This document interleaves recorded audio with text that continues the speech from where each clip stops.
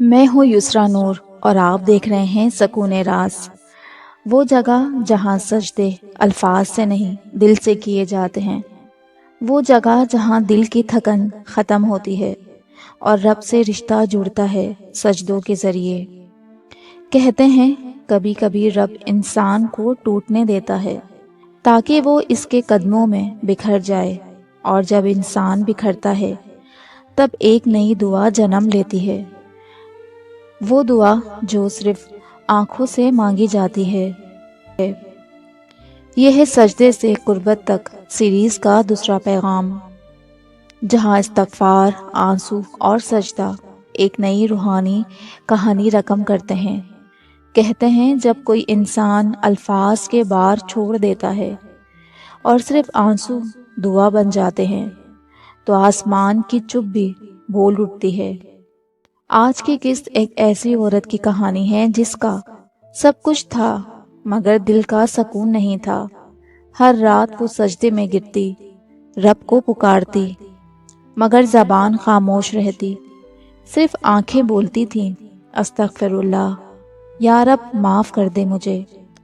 یہی الفاظ وہ ہر سجدے میں دہراتی تھی۔ دنیا نے اسے مایوس کہا، مگر وہ جانتی تھی کہ جس رب کے در سے کوئی خالی نہیں لوٹتا وہ بھی اسے سن رہا ہے۔ وہ عورت جس کی زندگی بظاہر مکمل تھی مگر اندر سے وہ روز ٹوٹتی تھی۔ شادی کی عمر گزر چکی تھی، رشتے آتے مگر بات نہیں بنتی، ماں باپ کی آنکھوں میں آئی بے آرامی اور معاشرے کی زبانوں میں صرف سوالات۔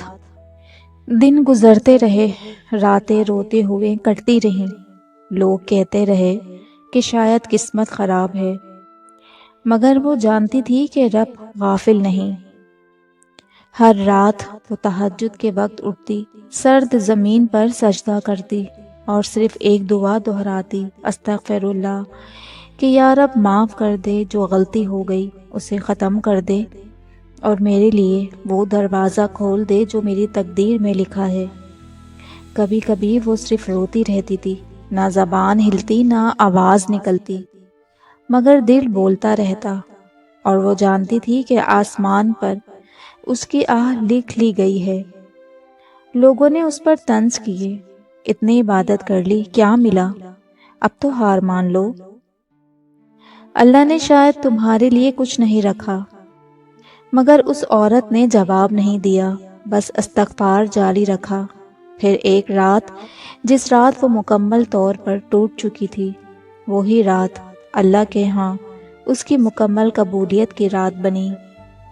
ایک ایسی جگہ سے رشتہ آیا جہاں سے کبھی کوئی امید نہ تھی، صرف نہ رشتہ بلکہ عزت، محبت، سکون اور وہ مقام ملا جس کے لیے اس نے برسوں صرف استغفار پڑھا تھا۔ استغفار صرف گناہ نہیں دھوتا، یہ راستے بناتا ہے، دلوں کو بدلتا ہے، تقدیروں کو موڑتا ہے۔ اور ان تمام استغفار میں ایک دعا جو استغفار کی سب سے خوبصورت شکل ہے، سید الاستغفار، یعنی استغفار کا بادشاہ۔ یہ وہ دعا ہے جس کے بارے میں رسول اللہ صلی اللہ علیہ وآلہ وسلم نے فرمایا کہ جو دن میں یقین کے ساتھ سید الاستغفار پڑھے اور اسی دن فوت ہو جائے تو وہ جنتی ہوگا۔ یہ محض گناہوں کی معافی نہیں مانگتی، بلکہ یہ انسان کو اللہ کا پسندیدہ بندہ بھی بنا دیتی ہے۔ جب کوئی دل سے یہ الفاظ کہتا ہے تو ایسا لگتا ہے جیسے وہ اپنے آپ، اپنی ٹوٹ پھوٹ، اپنی کمزوریاں اللہ کے قدموں میں رکھ دیتا ہے۔ اور جب دل سے نکلے الفاظ استغفار بن جائیں تو صرف ماضی نہیں، مستقبل بھی سنور جاتا ہے۔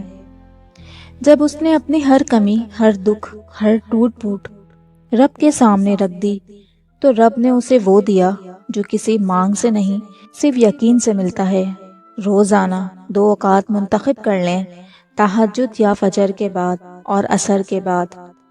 100 مرتبہ سید الاستغفار دل میں نیت کے ساتھ پڑھیں، رب کی رضا، گناہوں کی معافی، رشتے، شادی یا دل کی کسی خاص حاجت کے لیے اول و آخر درود ابراہیمی 3 بار پڑھیں۔ عمل کے بعد ہاتھ اٹھا کر دعا مانگیں۔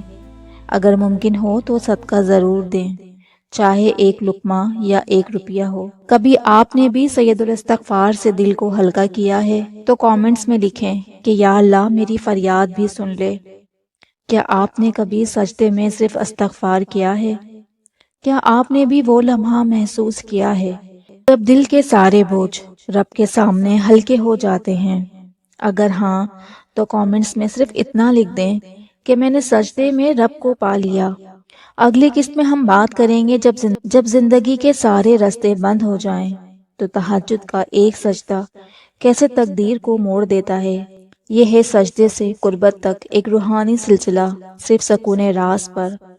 اگر آپ بھی سفر میں ہمارے ساتھ ہیں تو سبسکرائب کریں، شیئر کریں اور دل سے دعا کریں کہ اللہ ہمیں اپنے قریب کر لے۔ یا اللہ، ہم تجھ سے ان کنجیوں کے صدقے مانگتے ہیں جو صرف تیرے علم غیب میں ہیں۔ ہماری دعائیں، فریادیں اور آنسو تیرے عرش پر لکھ دیے جائیں۔ آمین یا رب العالمین۔ ملتے ہیں نیکسٹ ویڈیو میں۔ اللہ حافظ۔